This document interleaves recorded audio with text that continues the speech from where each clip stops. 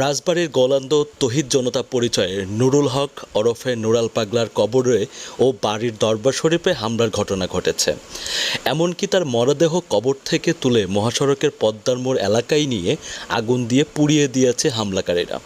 শুক্রবার দুপুরের পর হামলার এই ঘটনার আহতদের মধ্যে চিকিৎসাধীন অবস্থায় একজনের মৃত্যু হয়েছে বলে স্থানীয় পুলিশ নিশ্চিত করেছে। আহত অন্তত 21 জন রাজবাড়ী সদর হাসপাতাল ও ফরিদপুরের মেডিকেল কলেজ হাসপাতালে ভর্তি আছেন। একাধিক প্রত্যক্ষদর্শী জানিয়েছেন, শুরুতে নুরাল পাগলার আস্তানায় দলবদ্ধ প্রবেশ করার চেষ্টা করে একদল লোক। এ সময় মাজারের ভক্ত ও বিক্ষুব্ধদের মধ্যে ইট পাটকেলের ছোড়াছুড়ি হয়। এক পর্যায়ে মাজারের দেওয়াল টপকে ভিতরে ঢুকে মাজারের থেকে অনেককে মারধর করে এবং ওইখানকার স্থাপনা ভেঙে চুরমার করে। এর আগে পুলিশ উপর এ হামলা ও ভাঙচুরের ঘটনাও ঘটে। স্থানীয় প্রশাসক বলেছেন, গোয়ালন্দ পৌরসভার 5 নম্বর ওয়ার্ড